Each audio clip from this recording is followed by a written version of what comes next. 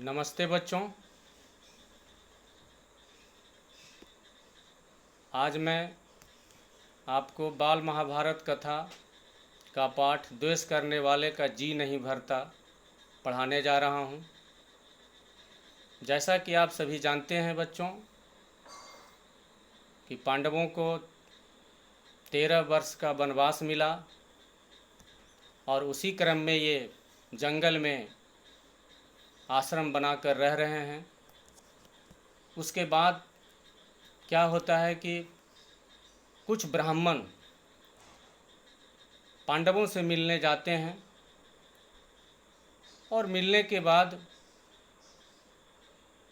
लौटते हैं और लौटने के बाद दुर्योधन को इस बात का पता लग जाता है कि पांडव बहुत कष्ट में हैं।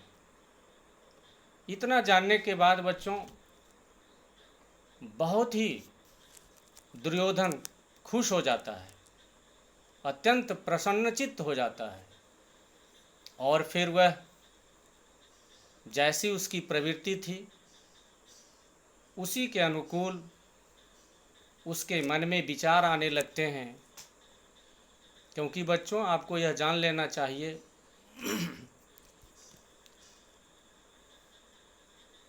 कि वह हमेशा पांडवों से ईर्ष्या करता था।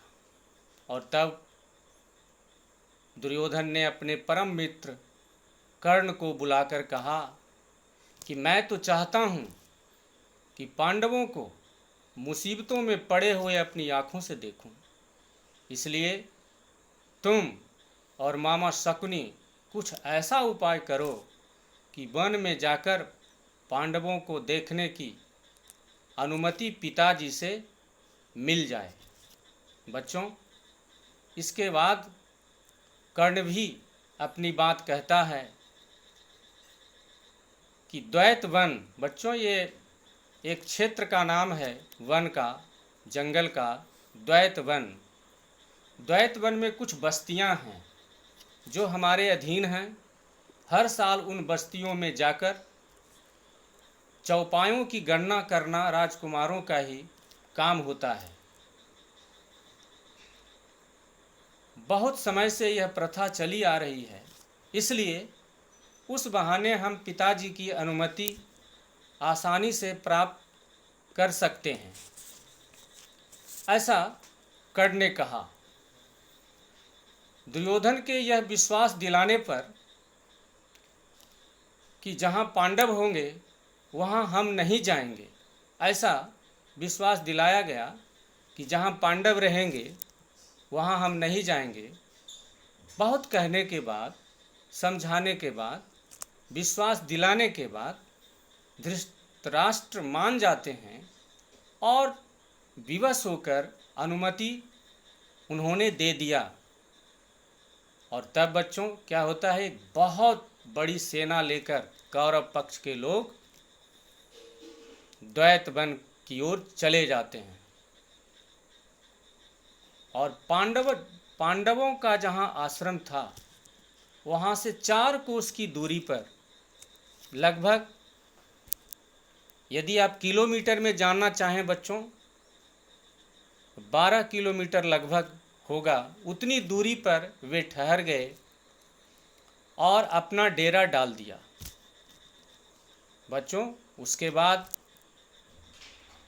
एक अलग घटना घटती है। उस क्षेत्र में गंधर्वराज चित्रसेन भी सपरिवार तालाब के किनारे डेरे डाले हुए थे।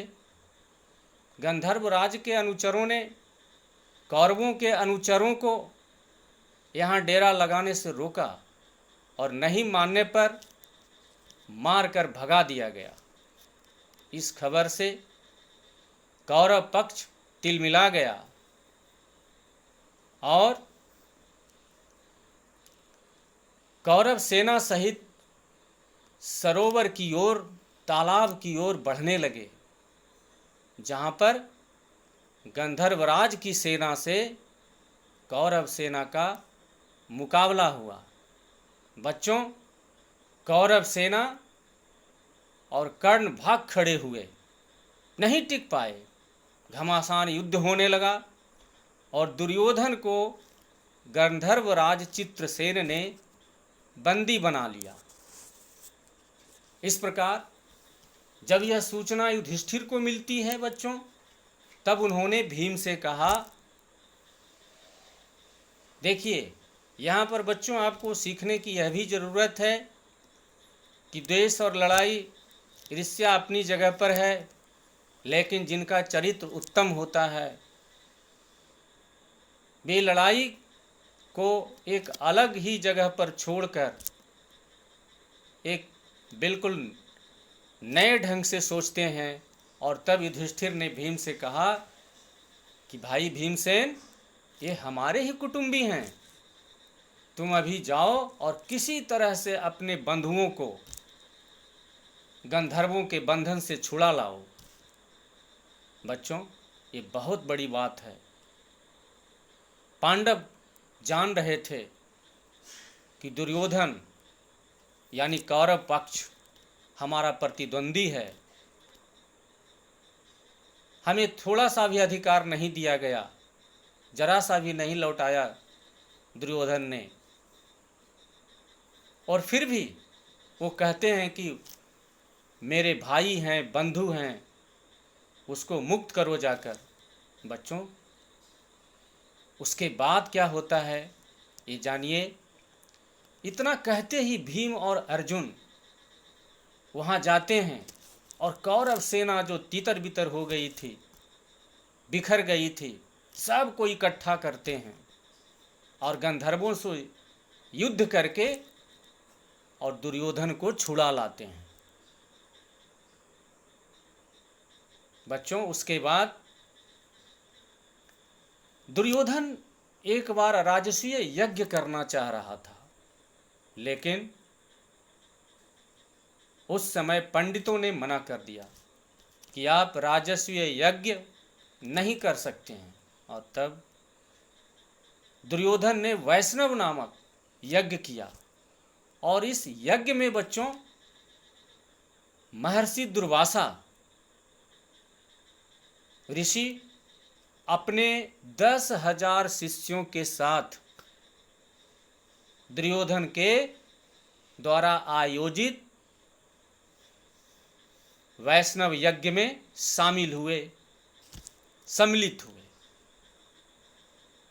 बहुत ढंग से आदर सत्कार दुर्योधन के द्वारा किया गया, और दुर्योधन के आदर सत्कार से दुर्वासा ऋषि अत्यंत ही प्रसन्न हो गए और उन्होंने कहा कि दुर्योधन, तुम मुझसे वर मांगो। बच्चों, इसके पश्चात दुर्योधन का जैसा कि स्वभाव है ईर्ष्यालु, दुर्योधन क्या वर मांगता है? दुर्योधन वर मांगता है और कहता है कि मुनिवर, प्रार्थना यही है कि जैसे आपने शिष्य समेत अतिथि बनकर मुझ पर कृपा की है, अनुग्रह किया है, वैसे ही वन में मेरे भाई पांडवों के यहाँ जाकर उनका भी सत्कार स्वीकार करें, और फिर एक छोटी सी बात मेरे लिए करने की कृपा करें। ऐसा दुर्योधन ने कहा, क्योंकि उसके लिए तो खुशी की बात हो गई कि उससे कहा जा रहा है कि वर मांगो, तो यही मांग लिया। बच्चों, मैं आपको यहाँ बता देना चाहता हूँ कि जो दुष्ट प्रवृत्ति का व्यक्ति होता है, इसी प्रकार से वो शक्ति को मांगता है और शक्ति मिलने के बाद उसका दुरुपयोग करता है। लेकिन दुर्योधन ने एक शर्त रखा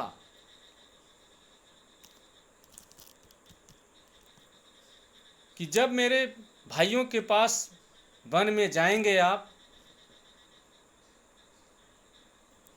तो वहाँ पर जाने के बाद आप एक समय बता दिया गया कि किस समय आप जाएंगे। जिस प्रकार से मैंने आपका आदर सत्कार किया, उसी प्रकार से आप पांडवों के पास जाएं और वहाँ शिष्यों समेत आप पहुँचे युधिष्ठिर के आश्रम में, लेकिन कब जाएं? जब द्रौपदी पांडवों एवं उनके परिवार को भोजन करा चुकी हों और जब सभी लोग आराम से बैठे विश्राम कर रहे हों, तब आप वहाँ पहुँचिएगा। हे मुनिवर, मेरी यही प्रार्थना है। यदि मुझे आप वरदान देना चाहते हैं, वर देना चाहते हैं, आशीर्वाद देना चाहते हैं, तो यही मैं आपसे कहता हूँ। बच्चों, ऋषि दुर्वासा शिष्यों सहित युधिष्ठिर के आश्रम में पहुँच जाते हैं दुर्योधन के कहने पर। जिस तरह से दुर्योधन ने आदर सत्कार किया, उसी तरह से पांडवों ने भी दुर्वासा मुनि का आदर सत्कार किया। और दुर्वासा मुनि बोले कि हम स्नान करके आते हैं और इतने समय में भोजन बनकर तैयार रहना चाहिए। बच्चों, वनवास के प्रारंभ में एक अलग कथा यहाँ से है, जिसको आप लोग ध्यान से सुने और नोट करें। बच्चों, कि वनवास जब हो रहा था पांडवों का, उस समय सूर्य ने प्रसन्न होकर एक आशीर्वाद दिया था, और वो आशीर्वाद था अक्षय पात्र के रूप में। बच्चों, अक्षय पात्र उसे कहा जाता है, वैसा बर्तन, वैसा पात्र जिसमें से भोजन कभी समाप्त नहीं होगा। और सूर्य ने यह भी कहा था, सूर्य भगवान ने, कि 12 वर्षों तक के लिए यह अक्षय पात्र कार्य करेगा और भोजन की कमी नहीं होगी। देखिए संयोग, कितनी अच्छी बात, कितना अच्छा संयोग।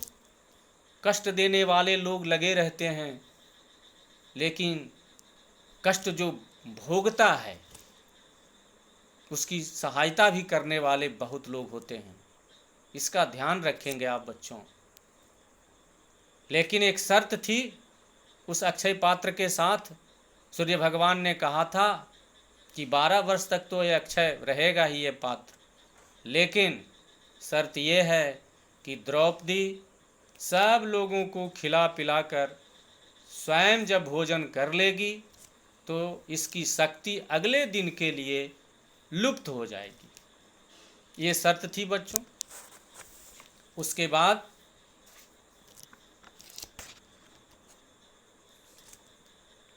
दुर्वासा मुनि अपने शिष्यों के साथ स्नान कर रहे थे, और इस बात की जानकारी अंतर्यामी भगवान श्री कृष्ण को हो चुका था। वे आते हैं आश्रम में जहाँ पांडव रह रहे थे, और उन्होंने कहा कि द्रौपदी,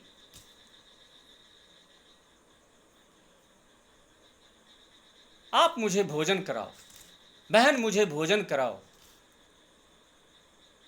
अब विकट स्थिति आ गई, भोजन कराए तो क्या कराए, कैसे कराया जाए। बच्चों, द्रौपदी चुपचाप हो गई, कुछ बोल नहीं रही थी। भगवान श्री कृष्ण समझ गए, वो तो अंतर्यामी हैं, पहले से ही उनको जानकारी थी, लेकिन ये तो लीला है, लीला में संलग्न थे, मग्न थे। जब चुपचाप रहती हैं द्रौपदी, तो भगवान श्री कृष्ण अक्षय पात्र को अपने पास मंगवाते हैं, और अक्षय पात्र को लेकर उसमें देखते हैं, हाथ डालकर उसमें एक अनाज का एक कण, कहा जाता है चावल का एक कण, और साग की पत्ती, यही खाद्य पदार्थ के रूप में, भोजन के रूप में मिला, और उसको उन्होंने खा लिया, ग्रहण कर लिया। और उन्होंने मन ही मन में कहा कि दुर्वासा मुनि और उनके शिष्य जो आने वाले हैं यहाँ, उनका भी पेट भर जाए। और तब भीम को उन्होंने बुलाकर कहा, कृष्ण ने, कि भीम जाओ और दुर्वासा मुनि को बुलाकर ले आओ, अपने शिष्य के साथ आएंगे, यहाँ भोजन करने के लिए कहकर गए हैं। भीम चले जाते हैं दुर्वासा मुनि के पास। सब स्नान कर रहे हैं शिष्य, और शिष्यों ने कहा स्नान करने के बाद कि गुरुजी, हम लोगों का पेट भर चुका है, भोजन की आवश्यकता नहीं है। दुर्वासा मुनि ने भी कहा कि मुझे भी तो ऐसा ही लग रहा है। और यह बात सामने आई कई शिष्यों ने, और दुर्वासा मुनि ने भी कहा कि भोजन करने की आवश्यकता नहीं है। सभी लोगों का भोजन से पेट भर गया। भगवान श्री कृष्ण की ये लीला। और तब दुर्वासा मुनि ने क्षमा याचना करते हुए भीम से कहा कि जाइए, युधिष्ठिर जी को कह दीजिएगा कि हम लोग का पेट भरा हुआ है, हम लोग अब भोजन नहीं करेंगे। और इस प्रकार से, और उनसे मेरी ओर से क्षमा याचना कहिएगा कि मैं क्षमा चाहता हूँ उनसे, कि ये कहकर हम आए थे कि भोजन करने के लिए आएंगे, लेकिन हम नहीं जा रहे हैं। इस प्रकार से उनको जो असुविधा हुई आप लोगों को, उस असुविधा के लिए हमें क्षमा कर देंगे।